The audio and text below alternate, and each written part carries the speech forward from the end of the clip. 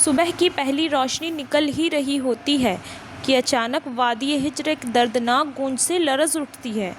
اچانک ایک پہاڑی چٹان بیچ سے پھٹ جاتی ہے، دھول اڑتی، روشنی نکلتی اور اندر سے ایک عظیم الشان اونٹنی نکلتی۔ اچانک کسی نے دھیمی آواز میں کہا، یہ صالح علیہ السلام کا معجزہ ہے۔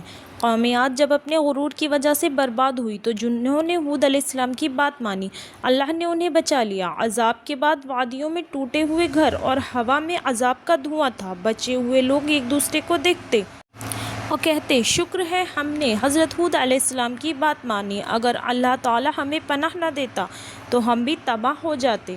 یہ مومنین لوگ وادی عاد چھوڑ کر دوسری زمین کی طرف روانہ ہوئے۔ قافلہ نجف اور نجاز کی پہاڑی راستوں سے گزرتے ہوئے پھر ایک قریبی آباد علاقے میں پہنچا۔ یہ علاقے کا نام تھا الاولیٰ۔ یہاں پانی کے چشمے تھے اور بہترین زرخیزی تھی۔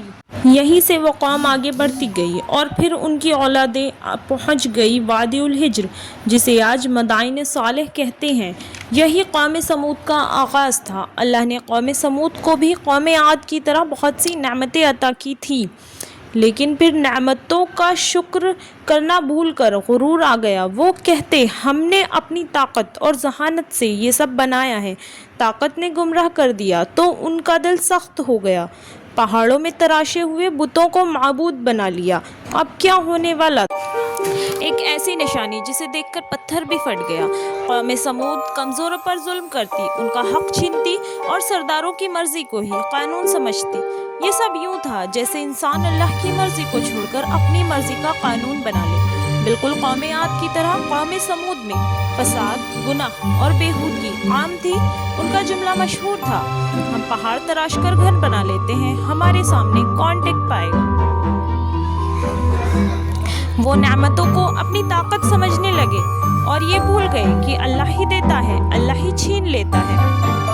اسی وادی میں ایک معزز خاندان میں عبید بن مسک کے گھر میں ایک نورانی بچہ پیدا ہوا، حضرت صالح علیہ السلام۔ بچپن سے ہی نرمی، حکمت، نور اور سوچ کی گہرائی، حق کی طرف دل کا میل، سب کچھ ان میں نمایاں تھا۔ قوم کے بزرگ اکثر کہتے، یہ لڑکا عام نہیں، اس کی باتوں میں کافی گہرائی ہے۔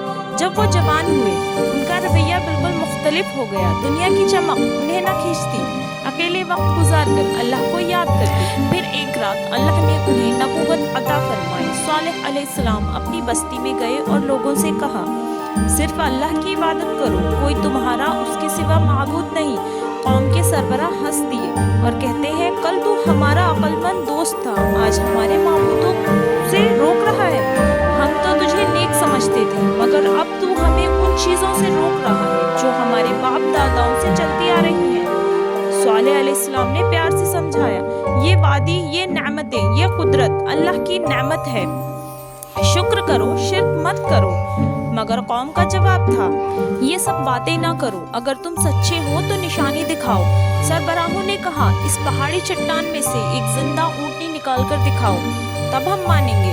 صالح علیہ السلام نے ان لوگوں کو ساتھ لیا اور اس پہاڑی کے پاس گئے اور اللہ سے دعا کی، تو گواہ ہے، اپنی نشانی ظاہر فرما تاکہ یہ لوگ ایمان لے آئیں۔ کیا آپ نے کبھی سنا ہے پہاڑی سے اونٹنی نکل آئی تھی، پہاڑ بیچ سے پھٹ گیا، روشنی کی لہر نے سب کو چونکا دیا اور ایک اونٹنی بیچ سے نکل آئی۔ یہ کوئی عام اونٹنی نہیں تھی، اسے قرآن میں ناقۃ اللہ، اللہ کی اونٹنی کہا گیا۔ اس کی ہیبت، اس کی عظمت، قوم کی آنکھوں نے پہلی دفعہ کچھ ایسا دیکھا۔ معجزہ یہیں ختم نہیں ہوا تھا۔ اونٹنی وادی کے کنویں سے پورا دن پانی پیتی تھی، کنواں خالی ہو جاتا، لوگ پریشان ہو جاتے، کنویں کا سارا پانی ختم ہو گیا تھا، مگر اللہ نے اس کا معاوضہ بھی دیا تھا۔ اگلے دن وہ اونٹنی پوری قوم کو دودھ دیتی، اتنا دودھ کہ ہر گھر، ہر جانور، بچوں کی ضرورت پوری ہوتی۔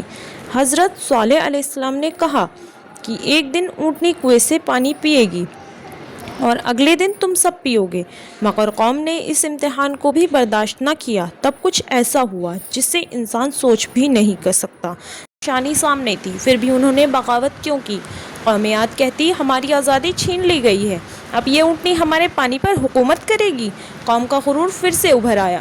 کچھ لوگ ایمان لے آئے۔ سردار چڑھنے لگے، اس اونٹنی کی وجہ سے صالح کی عزت بڑھ گئی، اگر ہم نے کچھ نہ کیا تو قوم اس کے پیچھے چل پڑے گی۔ پھر انہوں نے سازش رچی، اس نشانی کو مٹا دو۔